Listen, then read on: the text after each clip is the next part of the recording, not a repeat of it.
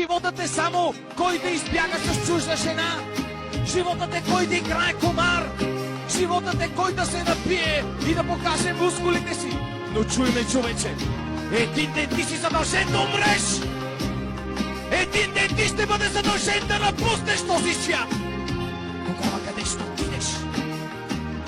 Ако душата ти отиде в ада, как тогава ти ще живееш? Библията казва, че има рай, има яд. Чуй ме! Не дей да бъдеш глупак! Не дей да бъдеш глупав! Не си роден да страдаш! Ти не си роден да страдаш и да живееш в болест и мъртвотия!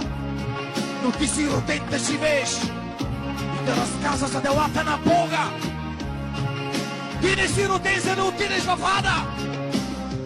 Но днес ти избираш пътя ти.